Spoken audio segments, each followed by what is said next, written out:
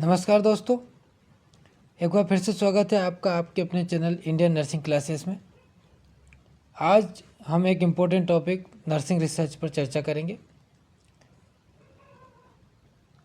Class को like, share और subscribe कर दीजिएगा। चलिए शुरू करते हैं हमारा आज का topic, foundation of nursing research.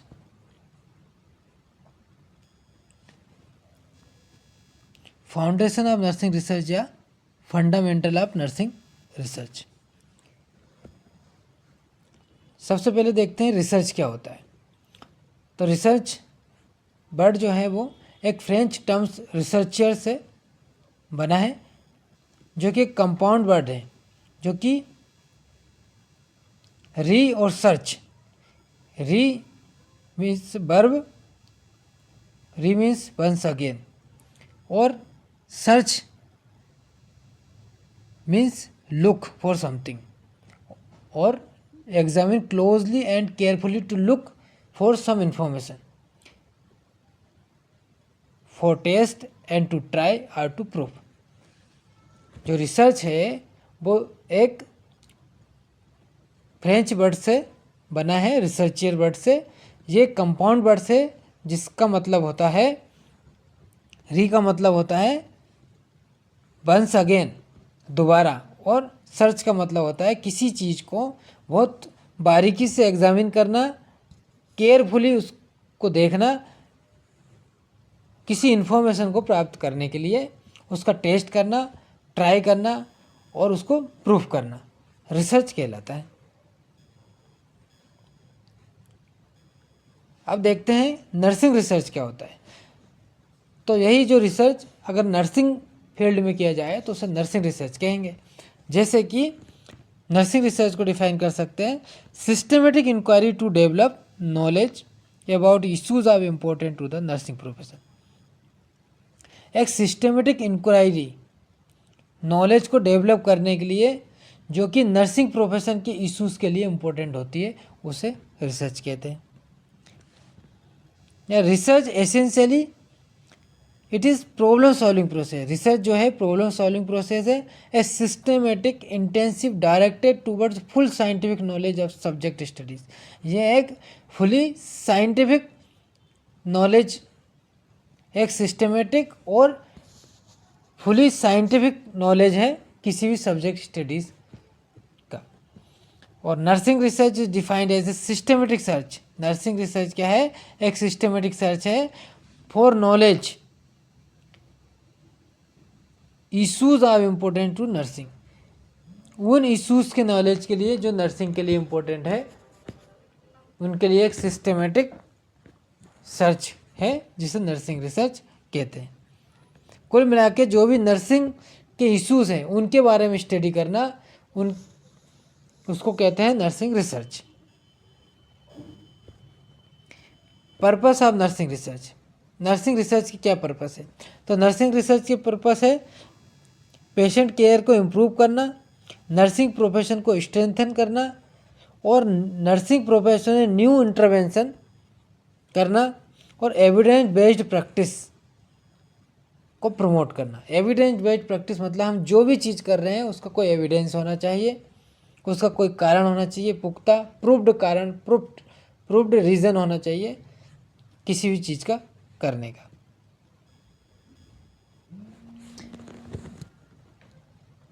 Next, history of nursing research.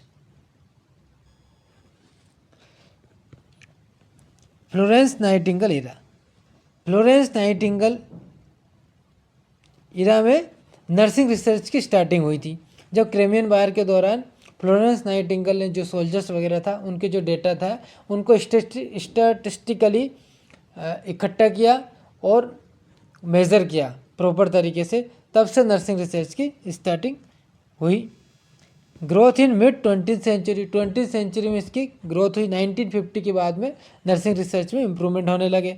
इसके बाद में इसमें जनरल्स, नर्सिंग रिसर्च जनरल्स, और कई ऑर्गेनाइजेशन जैसे TNAI, trend nurse association of India, student nurse association वगैरह, नए नए ऑर्गेनाइजेशन बने, जिसकी वजह से क्या हुआ कि नर्सिंग रिसर्च में इम्प्रूवमेंट हुआ। और modern shift to evidence based practice, और ये एविडेंस बेस्ड प्रैक्टिस पे, एविडेंस बेस्ड केयर पे शिफ्ट हुआ। आजकल जो भी बात हो रही है नर्सिंग प्रोफेशन, वो एविडेंस बेस्ड केयर की बात होती है और एविडेंस बेस्ड प्रैक्टिस की बात होती है। इसीलिए नर्सिंग में रिसर्च को इतना आजकल इतना इम्पोर्टेंट दिया जा रहा है। नेक्स्ट है characteristics of good research. Good research के क्या कैरेक्टरिस्टिक्स होना चाहिए? तो सिस्टमेटिकली और लॉजिकल होना चाहिए रिसर्च, एम्पेरिकल मतलब प्रयोग सिद्ध प्रूव्ड होना चाहिए, और मेजरेबल होना चाहिए जिसे मेजर किया जा सके, एथिकल होना चाहिए, रेप्लिकेबल होना चाहिए मतलब रिपीटेबल, जिसको रिपीट किया जा सके, और एविडेंस बेस्ड होना चाहिए। रिसर्च प्रोसेस, हम कभी भी कोई रिसर्च करते हैं तो उसमें क्या क्या प्रोसेस होती है? सबसे पहले किसी भी रिसर्च को करने के लिए हमको एक प्रॉब्लम को आइडेंटिफाई करना होगा। जब कोई प्रॉब्लम होगी, प्रॉब्लम स्टेटमेंट होगा, तभी तो रिसर्च होगी। तो सबसे पहले हमको एक प्रॉब्लम को जिस पे हमें रिसर्च करना है उसे आइडेंटिफाई करना होगा। फिर रिव्यू ऑफ लिटरेचर देखना होगा कि उस प्रॉब्लम से रिलेटेड कोई से रिसर्च हुए हैं, और हुए हैं तो उनका क्या आउटपुट रहा, उसका क्या डेटा था। इसके बाद फॉर्म हाइपोथेसिस। हाइपोथेसिस मीन्स एक tentative expected relationship between the variables, two variables. तो एक टेंटेटिव एक्सपेक्टेड रिलेशनशिप जो है वेरिएबल्स के बीच में, उसको हमें तैयार करना होगा। इसके बाद में हमको रिसर्च डिज़ाइन बनाना होगी। एक कि हम किस प्रकार से रिसर्च करेंगे उसका एक पूरा फॉर्मेट होता है, हमको वो डिज़ाइन, एक रफ डिज़ाइन तैयार करना होगी। इसके बाद डेटा कलेक्शन, हम जो भी रिसर्च कर रहे हैं उसके लिए डेटा को कलेक्ट करना होगा। जैसे कि हम कोई रिसर्च कर रहे हैं, जैसे हम रिसर्च कर रहे हैं study to assess the effectiveness of life style modification in hypertensive patient, तो हमको अब डेटा कलेक्शन करने के लिए हाइपरटेंसिव पेशेंट की आवश्यकता है। जब हाइपरटेंसिव पेशेंट को हम लाएंगे तभी तो डेटा कलेक्ट कर पाएंगे। फिर इसके बाद एनालिसिस करेंगे, उसको हम स्टडी करेंगे, फिर इंटरप्रिटेशन करेंगे, उसको हम पूरी तरह से उसका इंटरप्रिटेशन होगा, उसमें स्टैटिस्टिकल टेस्ट होंगे, और इसके बाद में हम जो भी उसका जो आउटपुट आएगा, जो एब्स्ट्रैक्ट आएगा, उसको डिसेमिनेट करेंगे। Ethics in nursing research. Nursing research में क्या एथिक्स है? Informed consent. अगर हम कोई रिसर्च कर रहे हैं तो हमें पहले जो भी हमारा सैंपल है, जिस पे भी हम रिसर्च कर रहे हैं, उनको पहले उनसे सहमति लेना है, इन्फॉर्म करना है, प्राइवेसी और कॉन्फिडेंशियलिटी रखना है, प्रोटेक्ट फ्रॉम हार्म, उनको हार्म से बचाना है, जस्टिस और फेयरनेस का ध्यान रखना है। Evidence based practice. Evidence based practice use for based research evidence in combination with clinical expertise and patient values. Use of based research evidence in combination, research evidence और clinical expertise दोनों को साथ में combined रूप से use करेंगे तो patient value को इम्प्रूव कर पाएंगे। यही एक प्रकार की एविडेंस बेस्ड प्रैक्टिस है। और इसको हम कैसे समझ सकते हैं? Evidence based practice is a recently emerge term. ये एक नया टर्म्स है जो कि एविडेंस बेस्ड नर्सिंग में का टाइप है। एक एविडेंस बेस्ड नर्सिंग का टाइप है evidence based practice. It involves identifying solid research, finding and implementing them in nursing practice to increase the quality of patient care. ये एक solid nursing research या finding या proved जो है, उसके बाद ही उस नॉलेज को, उस प्रैक्टिस को पेशेंट पर अप्लाई करना चाहिए, पेशेंट केयर में अप्लाई करना चाहिए, ताकि पेशेंट को किसी प्रकार की हानि नहीं हो। जैसे कि हम अगर पेशेंट हाइपोटेंशन में, पेशेंट का बीपी कम है, तो हम उसके फूड रेस कर देते हैं।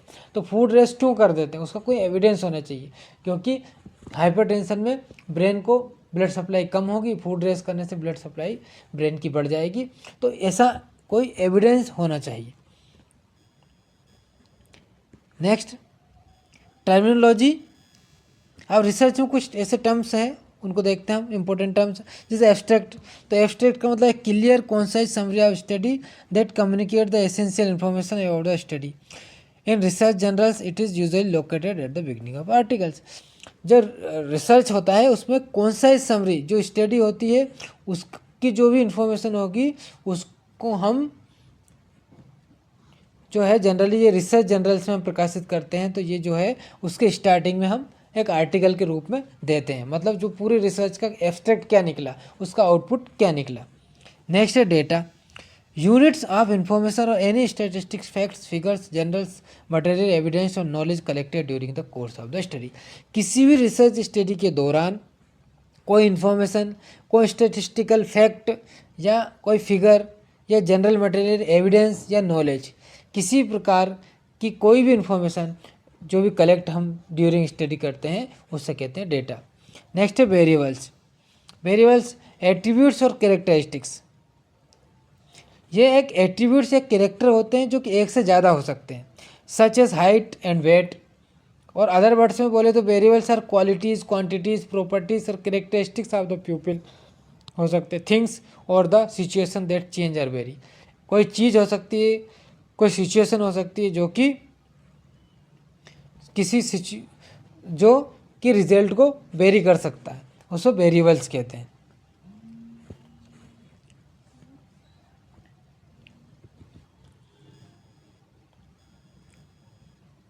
Operational definition: the way by which researcher clarifies and define the variables under investigation. The way by which researcher clarify and define the variables under investigation. ये एक तरीका है जिसमें कि जो रिसर्चर होता है वो वेरिएबल्स को किस प्रकार से डिफाइन करता है। In addition the researcher must also specify how the variables will be observe. और इसमें वो बताता है अपनी लैंग्वेज में, अपने तरीके से कि वो वेरिएबल्स को किस प्रकार से ऑब्जर्व करेगा and measure in the actual research situation, और एक्चुअल रिसर्च सिचुएशन में किस प्रकार से उनको मेजर करेगा। जैसे कि इसका सिंपल सा मतलब ये है कि हम जैसे कोई स्टडी कर रहे हैं, a study to assess the effectiveness, a study is the study assess the effectiveness of life style modification और हाइपरटेंशन पेशेंट। तो यहाँ पे हम जैसे कोई व्यक्ति लाइफ स्टाइल नहीं जानता होगा, कोई हाइपरटेंशन को नहीं जानता होगा, तो इन जो वर्ड्स को अपनी भाषा में जो इनकी डेफिनेशन जो रिसर्चर देता है उसी को क्या कहते हैं, ऑपरेशनल डेफिनेशन कहते हैं। नेक्स्ट है conceptual framework. Conceptual framework, conceptual framework क्या है? Interrelated concept of abstractions that are assembled together in some rational scheme by virtue of their relevance to a common theme, sometimes referred to as the conceptual theoretical framework. It is based on concept of existing theories. Conceptual framework जो होता है वो एक प्रकार का क्या होता है, एक थ्योरेटिकल फ्रेमवर्क होता है। जो थ्योरी नर्सिंग थ्योरीज हैं उनका एक फ्रेमवर्क होता है जिस पे कि हम अपना जो रिसर्च है, रिसर्च डिज़ाइन को उसमें हम रख के देखते हैं कि किस थ्योरी में हमारा रिसर्च किस थ्योरी में सटीक बैठ सकता है, उसे कहते हैं conceptual framework.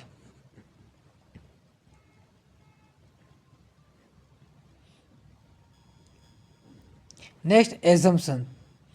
Assumptions, basic principle that is accepted as being true or the basis of logic or reason without proof or verification. Basic principle that is accepted as being true or the basis of logic.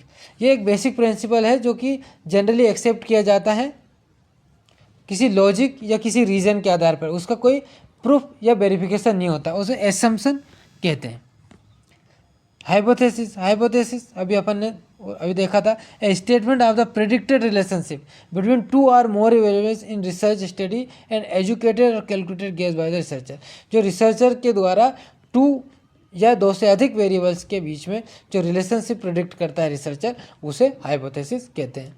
Literature review, a critical summary or research on the topic of interest generally prepared to put a research problem in context to identify gaps and weakness in prior studies so as to justify new investigation. मतलब किसी भी research को करने के पहले जो उसकी literature review है, मतलब उस पर जो रिसर्च हो चुकी है उसके बारे में स्टडी की जाती है, जिससे कि रिसर्चर को ये पता चल सके कि जो पहले स्टडी हुई इसमें क्या कमी थी, या उसमें किस प्रकार के उसके डेटा मिला थे, इसमें क्या इम्प्रूव किया जा सकता है, या कैसे उसको जस्टिफाई किया जा सकता है। न्यू इन्वेस्टिगेशन को कैसे जस्टिफाई किया जा सकता है।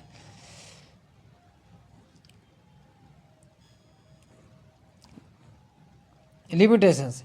Restrictions in a study that may decrease the credibility and generalizability of the research finding. Study में कुछ रेस्ट्रिक्शंस होते हैं जिसकी वजह से हम हमारा जो रिसर्च है उसकी क्रेडिबिलिटी और जनरलिटी जो होती है रिसर्च फाइंडिंग की वो डिक्रीज हो जाती है, उसको लिमिटेशन कहते हैं। Pilot study carried out the end of the planning phase of research in order to explore and test the research elements to make relevant modification research tools and methodology। Pilot study जो है वो study जो भी research है उसकी जो final phase हो जाती है, हमें अब रिसर्च करना है, हमने उसकी सारी तैयारी कर ली है, तब हम पायलट स्टडी करते हैं। जैसे कि हमारा सैंपल अगर 60 का है, 60 लोगों पे हम कोई रिसर्च करने वाले हैं, तो हम पायलट स्टडी को 10 लोगों पे करके देखेंगे कि ये स्टडी हो सकती है कि नहीं हो सकती है, इस स्टडी में हमें क्या क्या परेशानी होगी, क्या क्या कठिनाई होगी। तो जो बड़ी स्टडी है उसको छोटे लेवल पे करके देखना, उसकी सुगमता को देखना, उसकी पॉसिबिलिटी को देखना कि इसके में हमें क्या समस्या आ सकती है, एक छोटे स्तर पर, उसको कहते हैं छोटी स्टडी करना, पायलट स्टडी कहलाता है। सैंपल ए पार्ट और subset a population selected who participate in recent study. Representative sample a sample whose characteristics are highly similar to that of the population from which it is drawn. Sample का मतलब ऐसा person या ऐसा हमारा participate person जिसको कि हम research में लेने वाले हैं। जैसे अभी बात कर रहे थे हाइपरटेंसिव पेशेंट की, तो हम हाइपरटेंशन में रिसर्च करेंगे तो हमें क्या, एक हाइपरटेंसिव पेशेंट चाहिए, एक सैंपल चाहिए जिसको कि हाइपरटेंशन हो, वैसा। तो जो हमारे सैंपल को रिप्रेजेंट करे हमारी स्टडी के लिए, उसके कैरेक्टर जो है वो हमारी स्टडी के सैंपल से मैच हो, उसे सैंपल कहते हैं, जिसको हम स्टडी के लिए चूज़ करते हैं। सैम्पलिंग क्या होती है, एक प्रोसेस होती है selecting sample from the target population to represent the inter population. ऐसे हमारे पास अब हाइपरटेंशन पेशेंट तो हज़ारों होंगे, लेकिन हम उनमें से कुछ पेशेंट को सैम्पलिंग के तौर पे लेते हैं और उन पे स्टडी करते हैं, और उसके आधार पे स्टडी करके हम ये अंदाज़ा लगा सकते हैं कि अगर लाइफस्टाइल मॉडिफिकेशन का प्रभाव इन 60 लोगों पे पड़ा है तो ये 600 लोगों पे, 600 लोगों पे भी ऐसा पड़ेगा। तो जो 60 लोग हैं वो क्या है, सैम्पलिंग है। बड़े सैंपल में से छोटा सैंपल लेना, सिलेक्ट करना सैंपलिंग कहलाता है। नीड ऑफ नर्सिंग रिसर्च की क्या नीड है, develop refine and extend the scientific base of knowledge which is required for quality nursing care education administration.